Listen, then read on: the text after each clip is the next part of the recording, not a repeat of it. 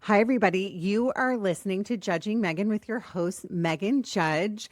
I am going to really quickly just talk about a few things before I like to babble, Peter, before I introduce people. It's just what I do. So sometimes people are like, what are you talking about? Why are you not introducing me right away? Because I like to have a little bit of mystery, I guess. Um, this is this we're You're going to be listening to this episode the week of the new year. So what a better way to bring in the new year than to talk about survival and to talk about what I like to talk about the most, which is to keep going. I say you keep going, you matter, your story matters every episode. There's a reason I say that. And I think that one of the most important things that I will continue to fight for on my platform is suicide prevention in the new year. And I talked about this in the episode that just came out. I'll continue to talk about it because I opened my phone yet again today and found out that a reporter or a journalist from Australia took his life. And I just want to remind my listeners, check on your friends, check on your quiet friends, because I'm a loudmouth about what I went through, but not everybody is. And in fact, most men hold it in and they don't talk about it. So I just really want to start out by saying that I want to thank all of you for listening to me over these past 5 years. God, I get emotional sometimes thinking about this, that your messages, and as we go into the new year, I'm just so grateful to be here and to be doing something that I love so much. And just thank you. So I'm just going to say that I want to thank Celeste, my editor, because I adore her. She's been with me a very long time, and Matt, who does my website. And I just am like, I just had the episode coming out with Colette Barron Reed. I want to manifest just only great things for every single one of you that's listening, every single one of you, to remind you to keep going. So with that said, I'm going to introduce Peter. Peter, do you use the H in your intro? I just forgot to You ask you can, that. yep. Okay. So do you want Peter H. Bailey, or do you want, it Sure, sounds so sure. formal. I love being formal. Peter So Bailey. Peter Bailey has a new book coming out called, here are my glasses, Peter, The Epic of You. You're also president of the Prouty Project, and you are a TEDx speaker. Welcome to the podcast. You're so much more than that, but I just like to make it brief because all my listeners know I really know how to butcher an intro. So welcome, welcome. Well, thanks so much. Delighted to be here. And I'm glad you brought emotion right to the beginning. So Oh, that's God. great. I mean, I can't get through a podcast, I don't think, without ugly crying lately, but I'm trying to hold it all together. It's more though, because I think even though it's an emotional time of year and I think about all of the listeners and people like you've struggled yourself, I think like we have to talk about these things, and it has to be more people talking about it, because otherwise we're going to continue to see this, and that's what's so devastating to me. So when I have men come on specifically who have the largest cases of taking their lives, it means a lot to my listeners. It means a lot to me. So let's start with what I always ask people. Tell me where you're from. I was born in New York City a long time ago and live here in Minnesota now over 35 years. So, Wow. So you've lived in Minnesota. You were a New Yorker, and you moved to Minnesota, and you've stayed there for 35 years. yeah, I actually still call myself a New Yorker, even Yeah. though I've moved out of New York before. I was probably 22 when I left New York, but I'm still a New Yorker. So, Well, I mean, I think when you're an East Coaster, because I'm an East Coaster, I'm from DC, yeah. Maryland. I say DC originally. You never really lose the East Coast, No. right? I love being from the East Coast. I think I live outside LA in Manhattan Beach. And what I love about East Coasters are we're just who we are. There is. And the great poet Wendell Berry has a phrase, a sense of place. And I think that there is a sense of place that everybody has in every community they're from.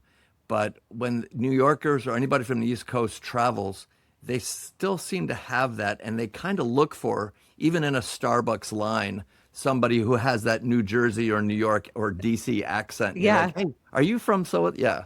And you just connect. Or do you look for, I'm sorry, I'm famous for talking over people because I'm a loudmouth, but I do this all the time. And my husband's like, you are so weird. I see Maryland license plates and I go, where are you from? Where are you from? Because it's this connection. And the thing about like you, I've lived in LA 27 years, I think. I've lived here longer than I lived in DC or Maryland. And this is my home, but it's not what I identify. I mean, I do identify Right. as a California girl, but it's that piece of me, the Maryland girl, will always be such a huge part of me, and I'm sure you can relate. Yeah. Well, and as soon as you find out their license plate or they're from New York, the follow-up question is, do you by chance know dot, dot, Uh-huh. dot?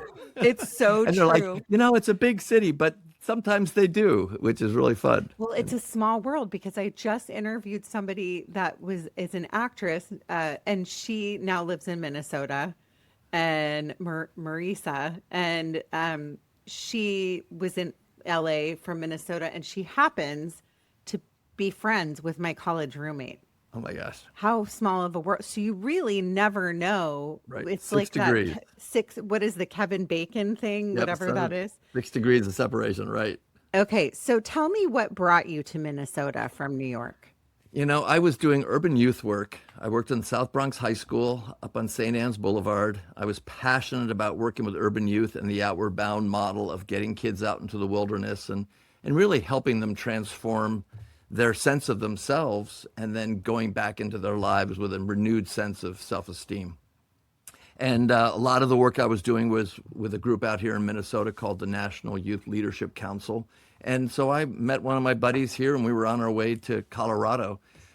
I did move here from New York in a funny way. I bought a truck from a police officer at night in New York City at that 84th Street Central Park precinct. So if anybody's at that precinct, I bought a truck, a big old Ford 1970s truck, and it died in the 125th Street McDonald's. So even trying to leave the city has a funny pull on people. And I don't know if that's true for DC, but New Yorkers will talk about how hard it is to leave the city even for a weekend because there's a pull, there's a gravitational pull. But leaving the city, I bought this truck and at night I drove it through the McDonald's drive-through and it died. And on my way out here, I realized that I was on a journey, that this was going to be an adventure, and had to get it jump started to drive it out of the McDonald's station. Okay, so let me ask you this. So you left, you were young, you were 22, you talk about the trauma, you had a traumatic childhood, if you're comfortable kind of talking Yeah. about that, and driving to Minnesota of all places. Can you talk a little bit about your childhood? Yeah, it's like many other people, a loving family, but highly dysfunctional. And a single parent mom because my dad had a brain hemorrhage before I was born. So I was born into a family that felt like there was something wrong.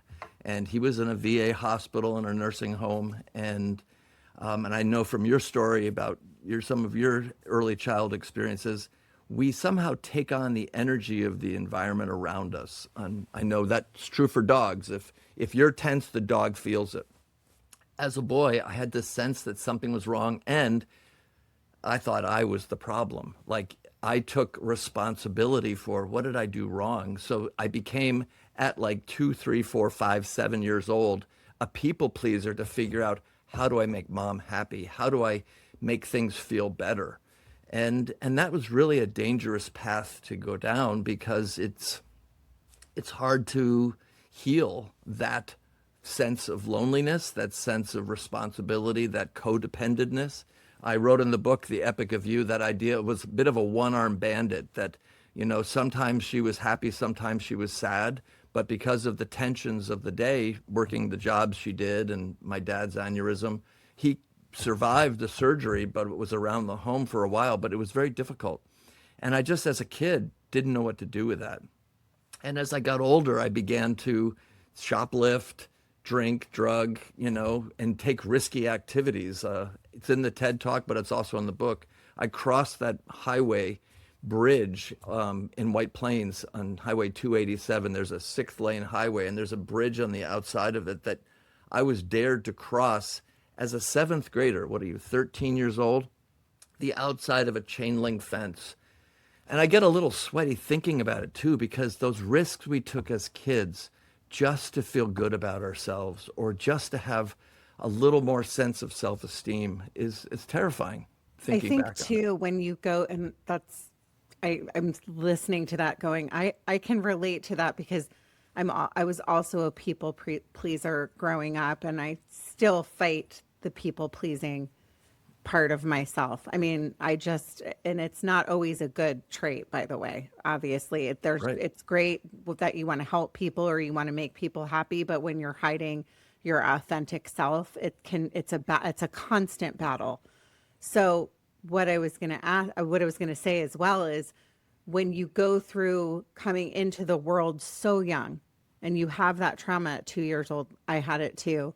You don't know how to process, your brain they say if you go through trauma in the first 3 years of your life, the chances of you dealing with I'm diagnosed with complex PTSD, some kind of addiction, cancer eventually, because you're technically an ACE, which is adverse childhood experiences, you end up kind of carrying this and then kind of going into that place of constantly people pleasing, fighting for your life. It's a way of fighting for your life. Don't you agree? Yeah, and I have a theory, and it's not tested, of course, but if you Hmm. put a plant in a closet, Megan, it's going to grow towards that little light at the bottom of the door. So Hmm. it's not thriving, it's not evolving, it's mutating. It's mutating so it can survive. And I think people in dysfunctional families, even if they're loving at times and periodic like that, they tend to mutate towards what's going to make me work. I'll be the class clown in school. I'll steal and get caught and get in trouble. And it's only in healthy families that we evolve. And so I think we've all survived those things that we mutated around. And now, as we become older, we get a chance to go back and heal those parts so that we can evolve going forward and become healthier, and also not to pass things on to the next generation. Inherited sorrow is a heavy thing to pass on. And in a lot of families, you see that where the kids get it because the parents had it because their grandparents had it. I kind of want to stop it at my age so that my kids have a little more free time. They Yeah. would say, Dad, you could have stopped it a little earlier because right now we're dealing with stuff too. But I think there's an awareness that when you have it, you start making the amends as best you can when you realize that. I think too, and I love that you say that, is when you go through the traumatic childhood, you end up, if you don't do something about it and you hide behind like addiction or whatever it is, shopping, that's one of mine. I mean, I'm very honest that I have a very addictive personality where I like to just put band-aids on things all the time to Sure. find something else that it's eventually going to boil up and come back to haunt you. It always will. It Right. always will. There's no such thing as you going through stuff and being like, you know what? Like, I'm going to be fine. You can hide, but you can run, you can hide, but it's eventually going to catch up to you. And that's what it sounds like happened to you. Right. And I think you get to a point, and everybody does, and certainly there are people who have had a whole lot worse upbringing than I have had. Hmm. There are painful places. There were places where I think I got some PTSD as well from overseas experiences or some childhood elements. And others have had horrific situations. But it's really what it did to you and what you can do to get out of it. Yeah. So tell me why did you decide to write this book now? And by the way, you said you're old in the beginning. You look very young, so I don't want to I be rude and Yeah, say no, I just anything, but turned 66 last week. So, God, you yeah. men have it so easy. It's so unfair. Um, Well, well, you look great and you look very, very young. Thank you. Well, I say bad habits stopped early. Okay, so did you get sober at 22? Was that I kind did. of I okay? did. So See, it's been 43 years. that's amazing that you were able to get sober at such a young age. Well, it is, and that's part of the journey of gratitude is for whatever reason I listened and I made the efforts to stop doing some of the things that were going to kill me for sure. I had family members who were alcoholics and they went longer than I did, but my path was fast. And in the book, I tell about it as well, about I would not have survived to my 40s the rate I was going. But the reason I wrote the book, and it's called The Epic of You, Reframe Your Past to Navigate Your Future, was really looking at our lives like all of us do as we either are in a transition point from jobs or relationships or moves that sort of disrupt everything, and you're looking at old pictures and you get a sense of your life. And there were bad things, quote unquote, in my life that I would say, yeah, those things are bad and these things are good. But then I realized, some of those bad things gave me honey to my heart, gave me compassion, and made me more sensitive to people around me. And those other hard things, I like to say, gave me strength to my sword arm, gave me resilience, gave me fortitude. So why would I separate those when in fact, if I own all of those, every single thing that happened to you, Meghan, or happened to me have made us who we are sitting here today. And anybody who's a listener right now, all of those things have made the cuts in the diamond, the facets of who you are as a diamond. So I needed to go back and begin to own all those and to retell them for what did I learn and why did that happen, and not pin blame, but take more ownership for, what, it did happen and I went down a bad road from that rather than, well, what could I take from it that may have been helpful to me? So it just seemed time to write this. People say, how long did it take you to write a book? I said, 65 years. But it, You but sound it was like a year me. and a half. I'm writing a book and it might take me 65 years. I don't think I'm Right, ever going to right. finish it. Yep. So, I mean, I love everything you just said, but I do think like the amount of you have something about you like this spark where I look at you and I think to myself, you exude some kind of happiness. Like I did it, right? Like I did it. Here's my book. I'm putting it out here. I love everything you said, but we're still human beings. We're still going to go through things, right? I mean, that's part of life, but it's how you deal with the additional layers that are going to come into your life. So can you touch on that? Yeah. So part of what I tell in the book is some of those memoir stories.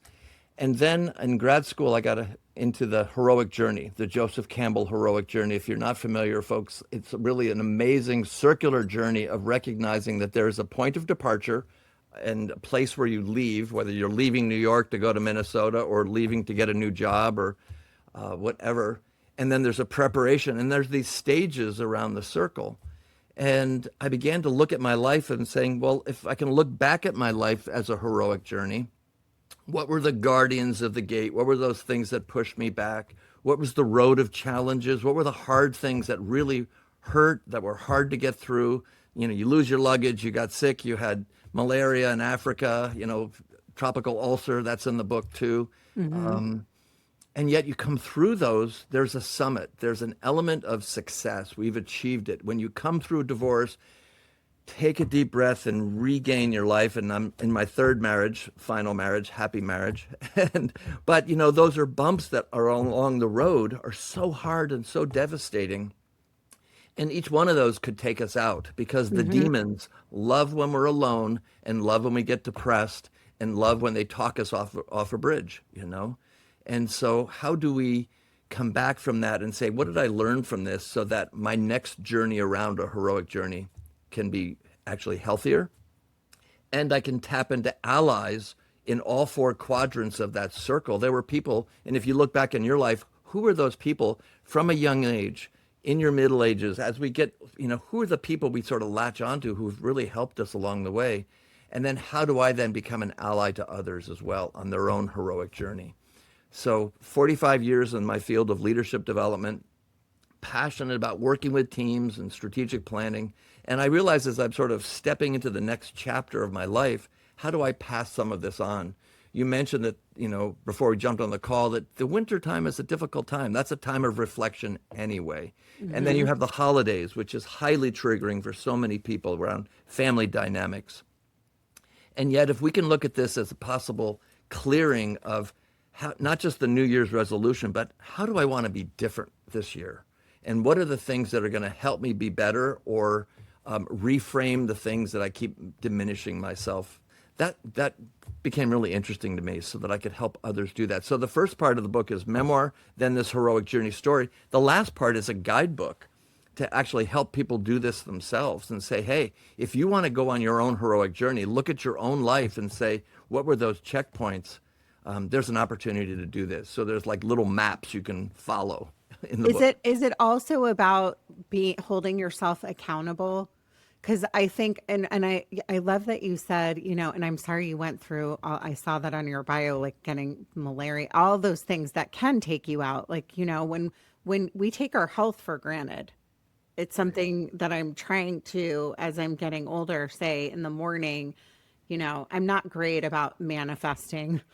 I can get angry and all the things. And like you just mentioned, the holidays are so stressful, and can be a sad time for me because it's a reminder of losing my dad so young, and, all the things. And then you mentioned divorce. I talk to so many people that go through divorce, and people just go, oh, I'm just going through, like, we're going through a divorce, or my parents are getting a divorce. And that's like death. So, and I think people need to understand that divorce is like a death. It's a great deal of grief and loss and starting over. And so I think that's important, but how to hold yourself accountable along the way. Can you talk about that? Yeah, and one of the things I mentioned in the book, and also it's in the TED Talk, is telling the story of my wife's cancer journey. So Tanya is a vegetarian and non-smoker, and about 7 years ago got throat cancer, and we were devastated. And that could have been one of those end of the world, we're done, curl up in a ball. And she practiced what I'm describing as the heroic journey mindset, where she booted up a CaringBridge site right away and reached out to people to hear their stories and to get it sort of a community around her. And then when they wanted to put in a port to do the infusions and a peg tube because her throat was going to be so inflamed she couldn't eat, she said, no, I can do it without that. And I was terrified for her. And she then said, all right, I'll do the port and the peg, but I want to rename them. And she renamed the port Power, and she renamed the peg Purpose. And so now she had power and purpose to go on her journey. And I get choked up every time I hear those stories, because this is somebody who's bravely taking all the stuff that's happening in their life and stepping into it and saying, okay, I can do this, but I'm going to need some help, power and purpose, and my community, and a close relationship to my husband, me. And, just what can we do to circle the wagons so we're not doing it alone?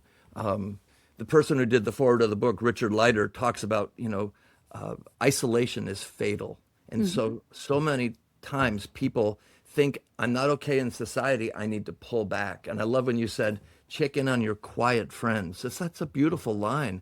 Ooh, who have I not heard from? And how do I fan the embers of that friendship? How do I go back in and reconnect and say, hey, how's it going? What's going on? Just thinking of you. Send them a photo from your phone back when you were with them. Those are the types of reach outs, I think, that are so critical, particularly now when we don't know how people are being in this time.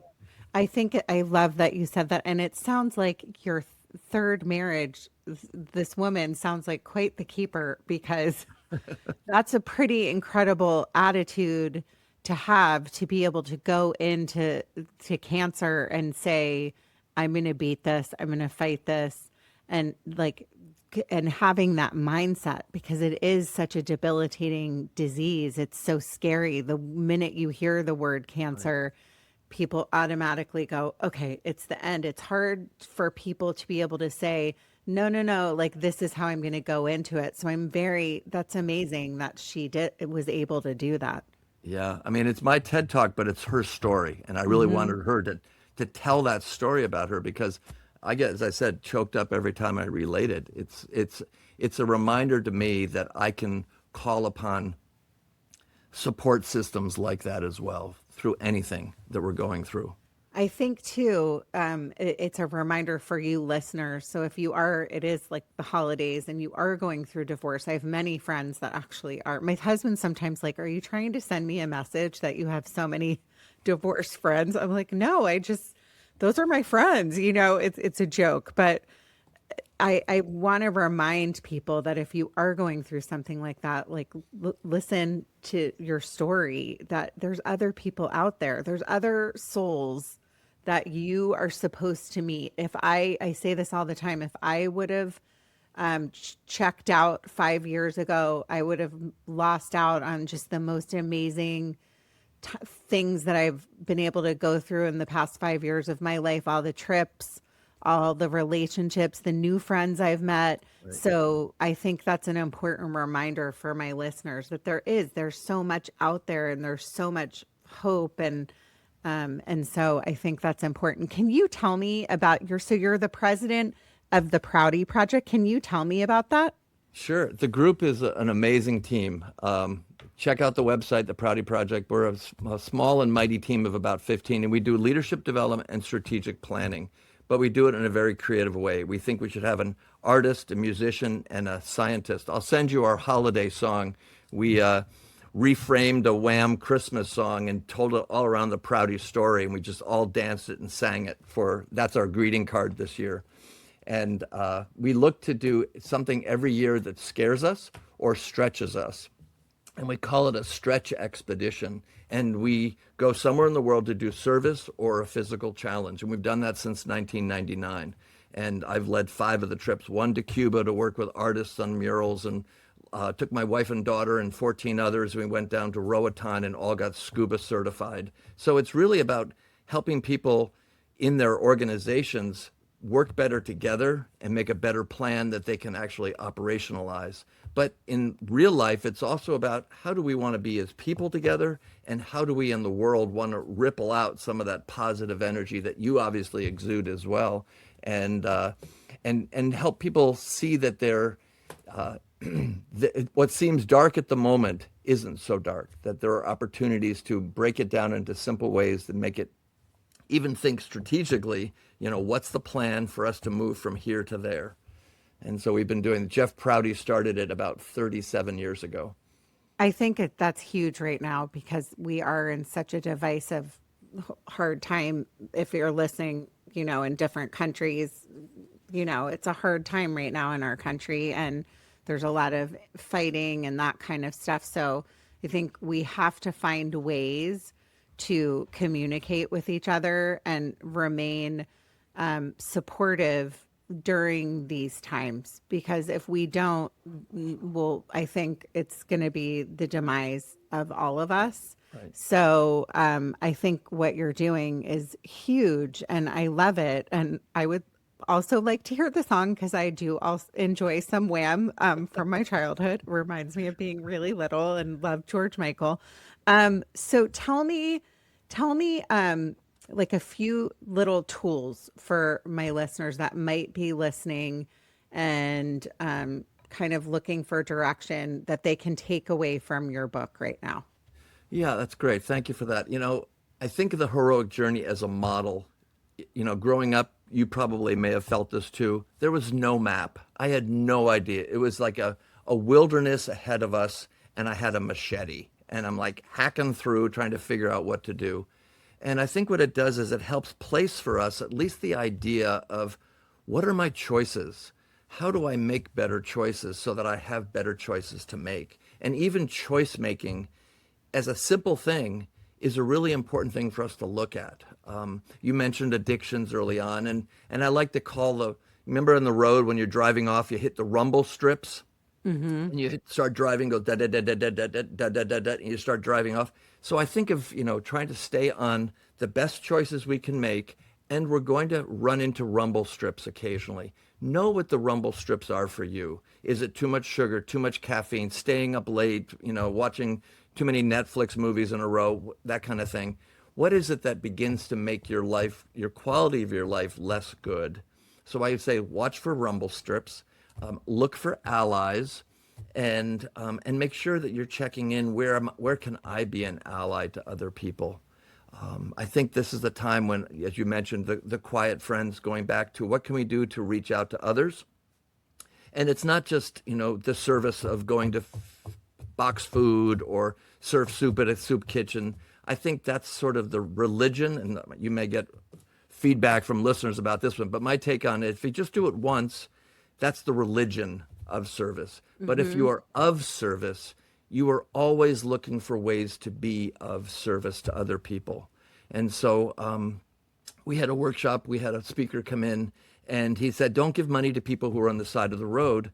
Give gallon-sized baggies of fresh, clean socks, bottles of water, protein bars, lip balm, and that kind of thing, so that they're actually supplies. So I've got boxes in my car. I do the same thing. I haven't done it Yeah. in a while. I used to do it with Yeah. my kids. I need to get back into that. Yeah, Right. it's a So great just idea. like, what can we do to resupply people what they need?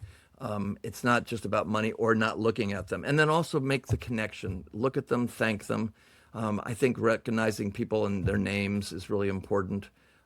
I try to do that as a group leader for any of my workshops. I'll have 30 people who are in my workshop, and I'll memorize their names all in the first 2 minutes. And I'll go around the room and call out their names, and I'll say, okay, I just want you to know I know you're all here. And they're all like, wow, and they applaud. And I say, well, how many of you think you can't remember 30 names in 2 minutes? And of course, all hands go up. And then I say, well, neither can I, until I made it important. And then when you think about it, like, well, what am I making important, and what could I make important that would have a better ripple effect on the people in my life? And so those are a couple of things that are in the book as well, on ways to be thinking about how do I go back and reframe my past for ways that I can retell the story, rather than dragging the baggage of my past, but saying, you know what, I want to be done with that. I don't want to be 66 years old and carrying in relationship issues from teachers, parents, things that happened to me as a young person that were, yes, they were difficult, but time to move on. And then, go ahead. I have a question. So Yeah. because I'm going to challenge you right now, and it's Yeah. really just a selfish question about, because it's something I battle with. So consider myself a pretty empathetic person, as I can tell you are, where you try so hard to do the right thing, right? Or give back, or do the bags, or, I feel like I'm always the friend that I'm not. And by the way, I'm the biggest, listeners know this, I'm the biggest pain in the ass on the planet. Sometimes I'm like, no wonder people think I'm a lot, because I can be. But do you ever feel discouraged because you're doing all these things and you're constantly being empathetic, and then people kind of beat you down and take that like joy? That's something I battle with a lot, especially lately. I had somebody do something pretty mean to me in the past week, and I don't know if it's my childhood, it's the little girl in me that's going, well, that kid was mean on the playground, and I have struggled with like friend breakups and that kind of stuff. But it's what I've personally learned is I get really, really, really down in the dumps if it's not given back to me. How do you handle that? Because I can tell from just talking to you that you're that kind of person. Yeah, it's interesting. Part of it is, if I'm giving a gift expecting a return, it's not really a gift. Mm-hmm. And so I know my mom did that too, where she'd say, well, I never got a thank you note for that. And I'm like, well, maybe you shouldn't have given it with that energy, Mm-hmm. Mm-hmm. And there are people who will never give you thank you notes or will never return it. Wonderful play written many years ago by Sam Shepard called The Curse of the Starving Class. And if you've ever seen that, and I hope some of your listeners have, it's an amazing play. But a boy opens the refrigerator again and again looking for food, and there's nothing in there except a brown whittled artichoke. But he keeps checking for the refrigerator throughout the whole play, looking for something to be different. And the message I got from that was, there's nobody putting food into that fridge. Why do we expect there to be something in it? And so part of it is check your sources. Who are the people you're expecting the return gift from? They might be empty refrigerators. Mm. Lovingly. They might just have been those types of people who don't operate on those levels. And so it's my problem if I keep expecting something.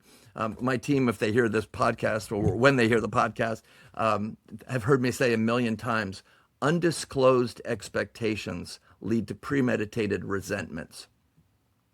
Ugh, Undisclosed I love it. expectations lead to premeditated resentment. So if I expected you to be up at 7 a.m. and meeting me for a run down by the park and you don't roll until 8, if I didn't tell you I'll meet you at 7, it's my fault. So where have we set ourselves up by having undisclosed expectations? So it's one of the things that I try to put out to my corporate groups, my nonprofit groups, is if you've got a new hire or you have just got a new group of team members, disclose expectations of them, clarify all that, and then theirs to you so that you're clean. You're not reading minds. Because I think reading minds goes back to that dysfunctional family dynamics of click, click, click, something's in the air, what's going on? We can do that. We grew up having that antenna sensitivity to dysfunction in the air, with an alcoholic parent or an abusive parent. We kind of feel that electricity. That's not a healthy way to be around a corporate group. So if you keep things clean and clear and just call out, here's what's expected and here's what's, you can expect of me, then at least you're starting on even ground. I love that. And I think it's important too that we don't, as a cult, we always expect people to do something for us. So I love that you're saying, I'm gonna have to put those bags back together. Constantly think of new ways because I'm honest, I was kind of down in the dumps about something, and I'm not trying to be like, oh, I'm so great, but this is just an idea I'm going to throw out for you or for everyone else or for the teams you talk to. So I was really sad about something the other day, and very honest that I struggle with lifelong depression, and somebody hurt me, and I said, well, I'm not going to let this ruin me. Because I'm going to get up, I'm going to go and do something. So I picked up my phone and I said, and I did this last year too, and I sent several messages, not to all my friends. So if you're listening and you're a friend and you didn't get a message, please don't be offended, but to a few of my friends. And my goal is through the new year to send messages to people to say the reason why they mean so much to me. Yeah, that's lovely. Because That's you great. never know, in that moment, what somebody might be feeling. So it circles back to what we talked about in the beginning, Right. that you just really never know. And just the smallest gesture, the smallest thing that you can do can make a huge difference in somebody's life. And honestly, that's what I get from you. And I think it's so important to just stop and not always be like, oh, I'm going to work in the food pantry on Thanksgiving, like you said. I'm going to do something different. I'm going to make something. And honestly, when I did that and I sent the few messages that I've already sent Right. back, Yep. I got responses that made me go, okay, I don't need to be so sad because somebody else hurt me. Right. Because I realized, well, I'm so lucky because I have the friends that I do that Yeah. wouldn't do that to me. Right. So I don't know. It's just kind of a reminder of what we're talking about. Well, the gratitudes, I think, are the best way to counteract the demons, Hmm. is to say, what am I grateful for today? Whatever you have been through, the fact that you're still alive means that you've got more things to do on the planet. You're not Yep. done. And so, one of the things I love about the 12-step groups, which may not be everybody's route to sobriety, but was for me, and I loved it and it saved my life. But you go there to listen to other people's stories. And there are people with a lot more time than you and some people with brand new, and you see somebody sort of shaking there in the chair with 5 days of sobriety, and you will go over and give them your name and number, you're beginning to pass on the legacy of what you got for free from other people. And it takes me out of myself. I remember I was that guy. I had 5 days, and that's what it looked like. And so, how do we get out of ourselves? The sickness is my own addiction is to self focus. How do I get out of my self focus? You know, when I got sober, my sponsor, who was a mentor in the program, would say, "Well, if you sobered up a horse thief, all you have now is a sober horse thief. Now we got to get the horse thief out of you." which was always a great metaphor to me. Like, okay, so I got a clean house now. Everything that I did that was dysfunctional and a survival mechanism and defense mechanisms that don't work anymore, I need to start cleaning house and getting rid of those. And that's when we begin to sort of take a deeper breath and live a life we actually feel good about. And I hold up, and I'm not there 100%, believe me. I've got Well, the none of demons. us are, or we wouldn't be here. Yeah, Because absolutely. we have a series. This is just what I believe. We have a series, like you said, we wouldn't be here. We have a series of lessons that I believe we have to go through on this planet. We're going to continue to get knocked down. It's how you deal with it, and it's what you do. And Right, eventually, we won't be here anymore, and that's part of life. right, So I think the way that you live your life, like you're doing, doesn't mean you're perfect because none of us are. Just like listener, I am so far from perfect. And I'm not trying to at any point say I'm a saint because believe me, I do mean things and I can, like I say, ask my husband, I can be a big giant bee. But it's like picking myself up or Peter, you picking yourself every day and continuing to go, okay, well, maybe I made this choice and maybe I can do something different tomorrow. Or if you are in the 12-step program, listening to people's stories and relating, because that's what it's all about. And that's what it sounds like you're talking about too. well, and it's also making amends. Anything that I've done Mm-hmm. that harmed somebody in the past prior to getting sober or even since of being sober, how do I make amends? How do I apologize sooner than later? I think in my early days, I carried that around and I would fester and talk and keep things in conversation with people who weren't in the room, which isn't a good idea. And so I think now I have a shorter fuse that when if I said something that I offended you or hurt your feelings, I know it. I've heard the saying that we are punished by our sins, not for them. So that, that we feel it. We know when we've done something wrong. And the quicker I can make an amend to you or anybody else who I might have slighted, the better, because it helps them sooner. It helps me sooner so that I'm not carrying that around as well. Well, I honestly could talk to you for a long, I mean, I say this a lot because I'm always so grateful that I have such wonderful people come on the podcast that always teach me something. And I think this is the exact conversation that we needed to have for the new year for all the people like we talked about that could be struggling right now. That your book, I can you repeat for my listeners where they can find it? I don't think we said that in the beginning because I Yeah. started Yeah, off. actually, it's easy to find. It's at a website is peter-bailey.com. And there's TED Talks there, there are podcasts there. I'll put your podcast there. Oh, thank And you.